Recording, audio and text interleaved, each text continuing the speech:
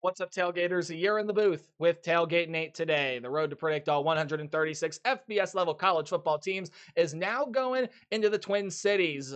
In one of them, at least, Minneapolis, Minnesota is where we're going next for the Minnesota Golden Gophers. They're going to hope to be rowing their boat, but they're going to have to row it upstream in a really tough Big Ten conference. My name is Nate Pope, otherwise known as Tailgate Nate. I want to thank you all so much for clicking on this video and simply just helping to support the channel. If you would like to support it even further, I would greatly appreciate that in any way, shape, or form you could do so, but I am going to ask for one specific way you do it, and that's by hitting the subscribe button below this video. And while you're at it, it's right next to it. You might as well ring the bell because turning on notifications will ensure you don't miss a thing during prediction season, and I know you don't want to, especially if I haven't gotten around to your favorite team quite yet.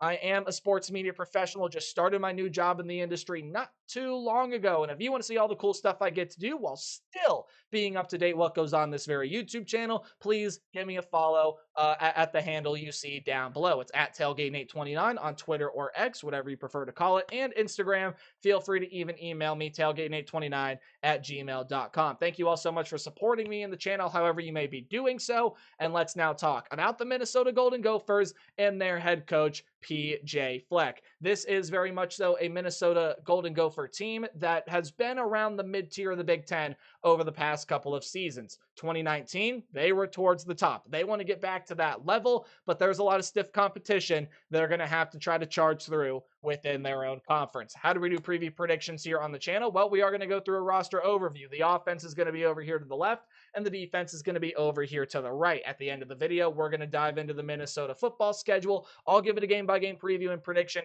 and this video overall is going to tell all of you fine people what I think about the Golden Gophers here in 2025. Before we do get started, I want to turn your attention to some numbers right below me. Returning production numbers are according to ESPN, and they do factor in transfer portal additions up to a certain percentage.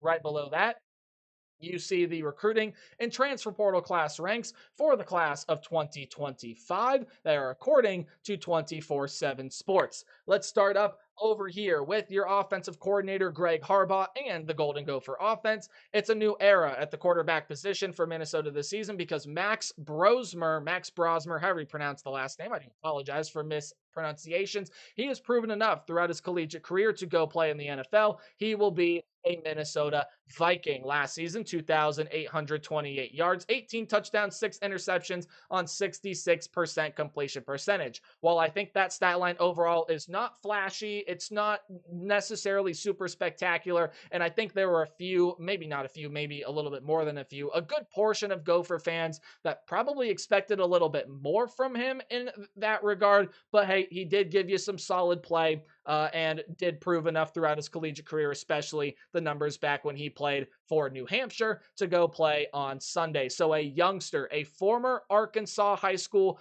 player of the year, Drake Lindsey, is going to be stepping in. One of the more national unknowns in the quarterback room as far as Power 4 programs go. I just feel like there are some national people that are like, I don't really know what to make of Drake Lindsey at the quarterback position. I think he's going to end up being pretty darn good. This is a kid that knows how to win because he won a lot in high school. I think he went to high school around the Fayetteville area. I'm going to fact check myself on that. Yep, he did, in fact, at Fayetteville High School. So knows what it takes to win, knows what it takes to be around a big-time program. Again, Arkansas, the university was right in his hometown. Lots of eyes on him. Was a pretty good recruit coming out of high school.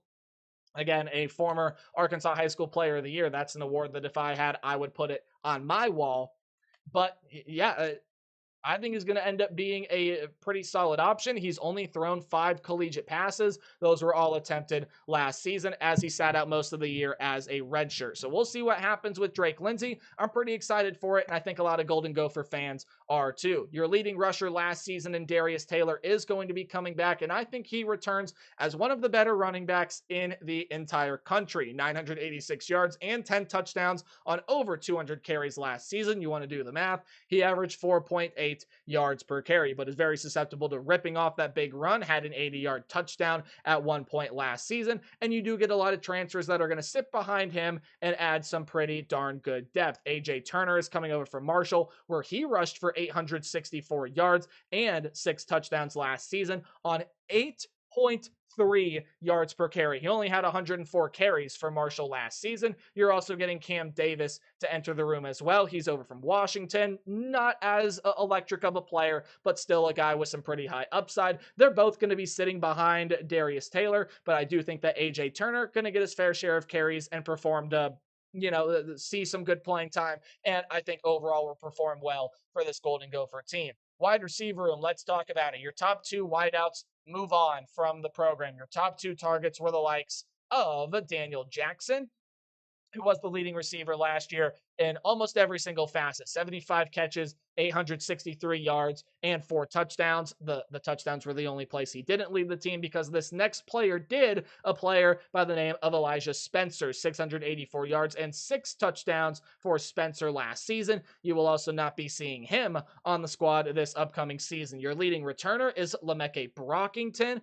He probably will be one of, if not the leader, in the wide receiver room this season. And you do get some solid transfers to surround Brockington with. Logan Loya is a former UCLA Bruin that had 348 yards and 4 touchdowns last season, after his production basically got cut in half in terms of catches and yards from the 2023 season. Similar number of touchdowns, but if he can provide that 2023 value, huge boost to Drake Lindsay. And even so, just a great experienced player to have in this wide receiver room again in Logan Loya. Javon Tracy's coming over from Miami, Ohio, and this is a pretty big time transfer. 818 yards and 7 tutties for the Red Hawks last season. He'll be a pretty big piece to what this wide receiver room wants to do. Again, some pretty stout portal additions. You're also getting Malachi Coleman, who is a really highly recruited player coming into Nebraska, and I think is going to provide excellent value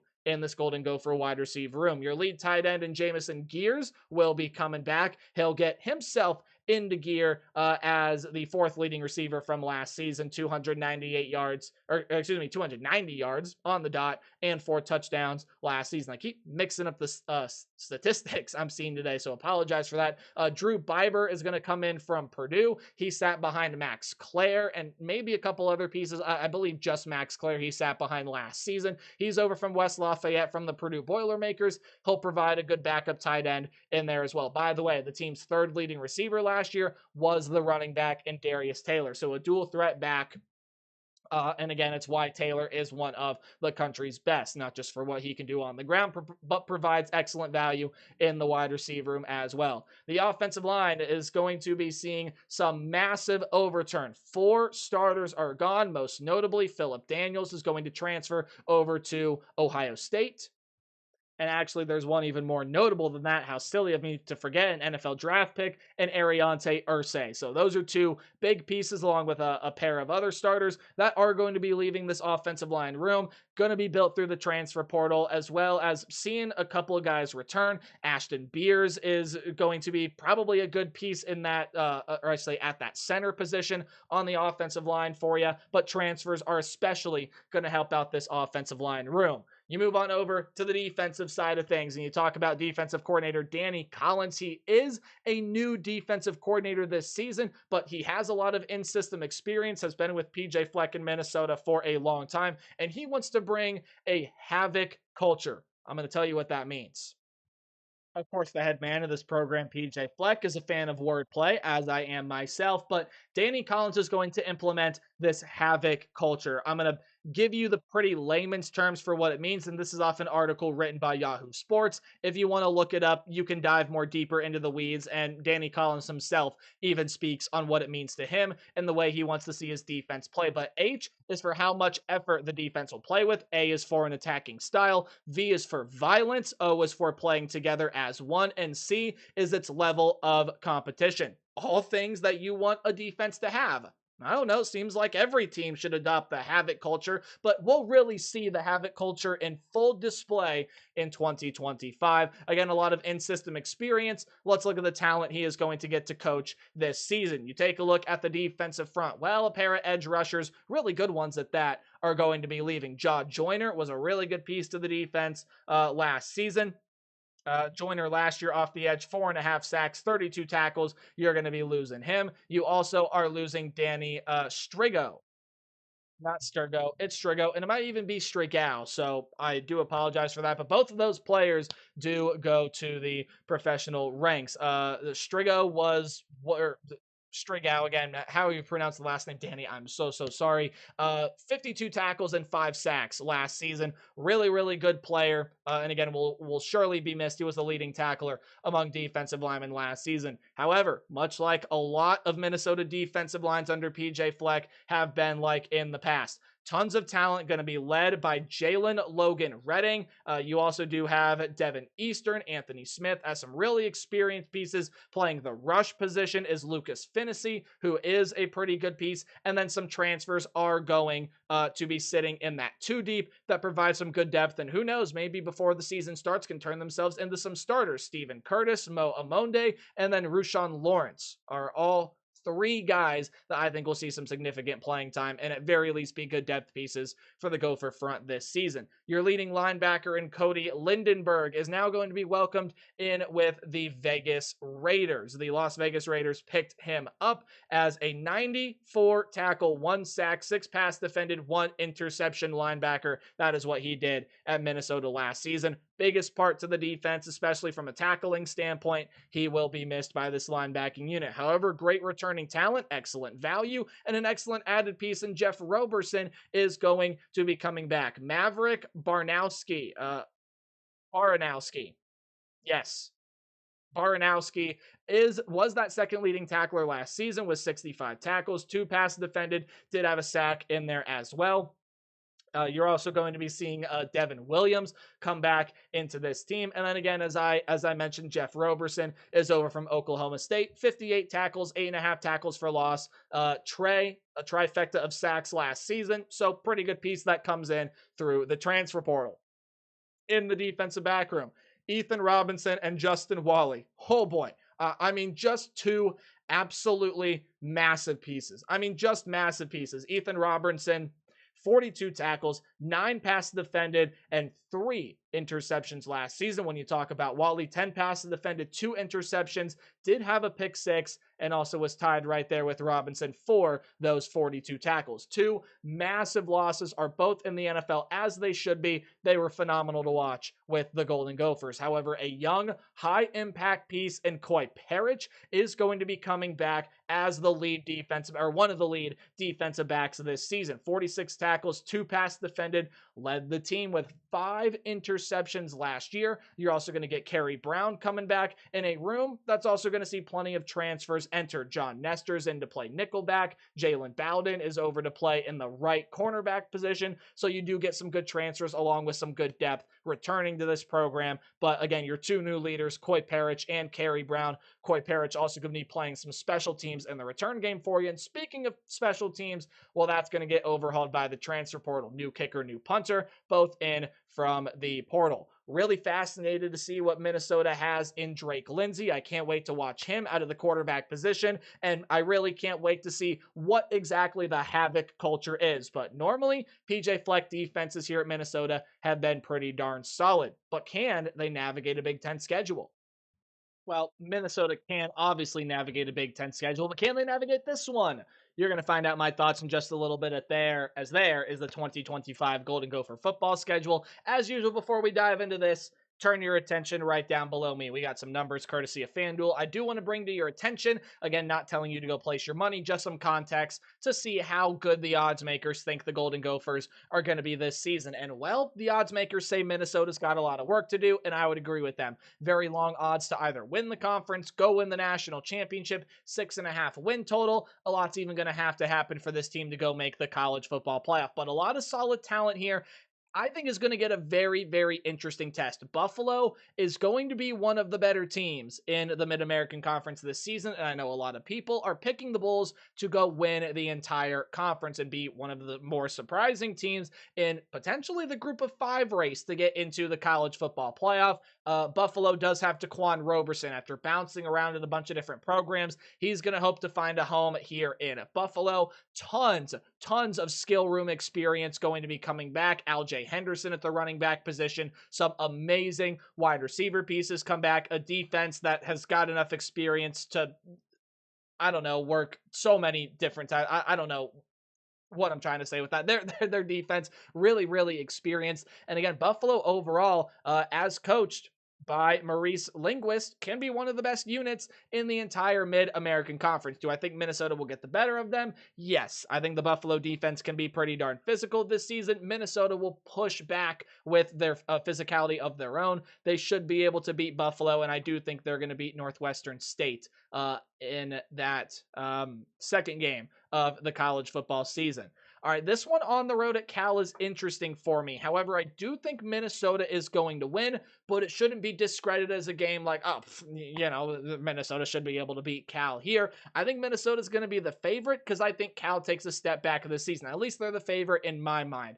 No Fernando Mendoza, no Jaden Ott, no J. Michael Sturdivant, no other really good wide receiver pieces, replacing a lot of your offensive front. Your defense is going to be shredded through transfers in the NFL as well. There's a lot of rebuilding and a lot of retooling that's going to have to go on with Justin Wilcox's group this season, and I just don't see it being as talented of a team as it was last year. I don't see Cal performing as well as they did last season, and again, they just made a bowl game last year at 6-6, but I think they were a better team than that record shows. They're going to take a step back this season. I think Cal has some pieces to give Minnesota a fight here, but I do think the Golden Gophers are going to be able to win that one. And Minnesota, after the bye week, will start out 4-0. They get to play Rutgers at home, and they also get to play against their former quarterback in Ethan Kaliakmanis. Now, I got to be honest with all you fine people. I have said in a ton of videos where I'm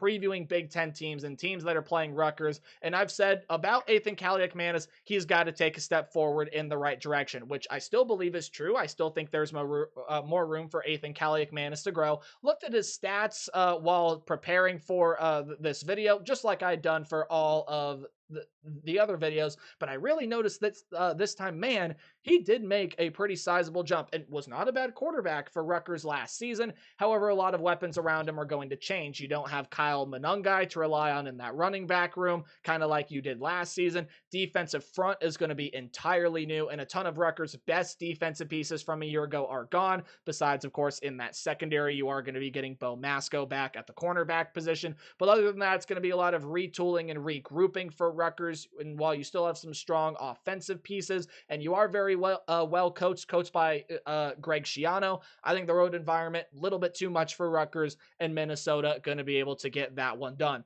On the road against Ohio State, this is where your first loss is going to happen.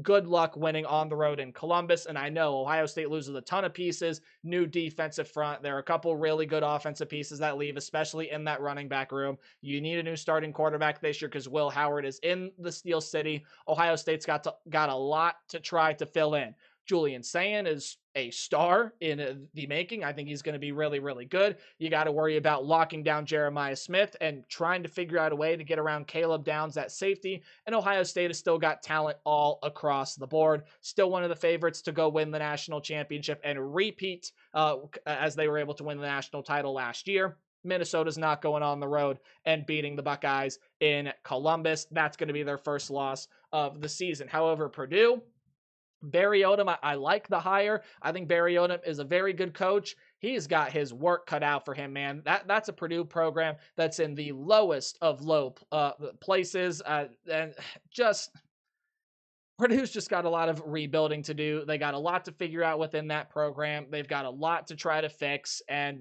I think they're going to be one of the worst Power 4 teams, if not one of the worst teams overall in the country this season, as they just try to build back up and rebuild. I think Barry Odom's going to do a pretty sizable job. He needs patience. He needs time. It's going to be a struggle bus for the Boilermakers this year. Minnesota wins that one. You got this one coming up next against Nebraska. 3 has been the magic number for Matt Rule. Year 3 at Temple, exploded. Year 3 at Baylor, exploded. Year 3 at Nebraska is this season. So we'll have to wait and see. I think Nebraska is going to take a massive step forward. Their offense and defense possibly could be better coached, or I should say their offense at least will be better coached than it has been in the past couple seasons. Their defense, you'll lose something special when you're gone with Tony White, and I know sometimes his defense has struggled, especially against some of the tougher competition, but in more ways than none, Nebraska defense has always held up well, and I think they're going to this season, but there's also something about this building, about the home field at Minnesota, that just gives Nebraska a lot of trouble. Nebraska has not been able to win on the road, and I think Minnesota is the team that, putting it all together, is going to be really physical and is going to be really hard to beat, especially if Drake Lindsey plays up to potential. Darius Taylor is a really hard guy to be able to slow down,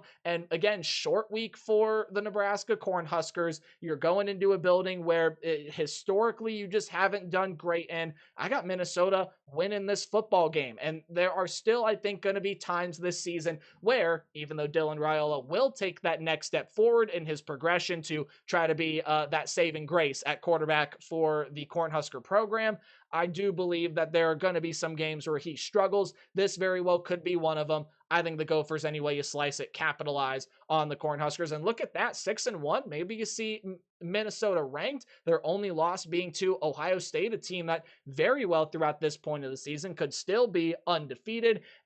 Minnesota's going to start piling up some losses here as you go along. On the road against Iowa, you know how it goes with these two teams. These are going to be some absolute defensive slogs, but the thing that sells it for me and puts it as a win for me for the Iowa Hawkeyes, Mark Gronowski. And I've said before, I don't really think he has the weapons around him to fully utilize the skill set that Mark Gronowski is capable of. I do think that Minnesota, or I should say, I do think Iowa needs to try to find some guys, or some guys are going to have to perform up to a very high level to be able to fully utilize what Mark Gronowski is capable of after winning 2 FCS national championships over with South Dakota State.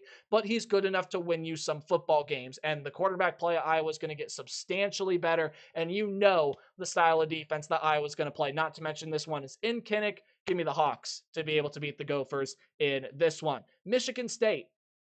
This one I battled back and forth with, but Michigan State, I think, is going to take that next step this season. Aiden Childs, I think, is going to take that next step this season. They did exceptionally well in the transfer portal. Nick Marsh is coming back as a true sophomore, who was a really good weapon for him last year. You get Krishan McCray, Omari Kelly, some other really good weapons coming into this wide receiver room, some really good running backs, or I should say a really good running back in Elijah Tau Tolliver that's going to be entering this room. The defense should take a step forward from where it was last season. Even though this is a home game, I got Michigan State winning it. I think this is a good matchup for the Spartans. I do really like the way that these two teams sit, and I like it in the favor of Michigan State. And now you get a week for Minnesota to sort of sit back, regroup. You're on your bye week. You get to talk about what's going wrong, and then your reward on the road on a Friday night in Autzen Stadium. It's going to be electric, and you're not winning that one on the road. Much like the Ohio State one on the road, Oregon is just going to be really, really talented, even without Evan Stewart. Dante Moore has waited his turn. This is an Oregon team that's going to explode this season. Again, still really talented defensively. Going to be one of the better Big Ten units. Don't need to talk much about this one. Hey, Northwestern did pretty well for themselves in the portal, and Preston Stone is there. Northwestern, I think, can surprise some people. Am I expecting it? No. I think Minnesota's going to go on the road and be able to get this win. And then this one at home against Wisconsin, the battle for the Axe. Now, Wisconsin could be fighting for, or I say Luke Fickell could be coaching for his job. Wisconsin as a program could be fighting for bowl eligibility. Both of those things are very realistic expectations for where this Badger program is expected to be at the end of this season. Wisconsin's going to need to win to get to a bowl game, and I think they get it done. It's a really risky schedule, a very treacherous schedule for the Badgers, but I think some way, somehow, they win the rivalry game, but more importantly, they get to a bowl game. And if this is a situation where Wisconsin needs this win to get it done, I think they do. Billy Edwards, I think, is going to solve a lot of the quarterback problems. You got a really good piece in Jaden Ballard to join some really good pieces in the wide receiver room. Defensively, I think you're going to see some good improvement from the Badgers side this year. So Minnesota sits at 7-5 again. However, if Drake, sorry, because I have no clue why the name's based on me. If Drake Lindsay can perform up to his highest level of expectation, you got a really good back in Darius Taylor. It's going to be able to slow down a defense that with the Havoc method, I think is going to play at a really high level. There are just a lot of tough games for the Gophers this season. I still see a very middling year, but it wouldn't surprise me if they're above what I am predicting. Let me know your thoughts in the comment section down below. And remember to play hard but tailgate harder. See all you guys in the next video. Bye.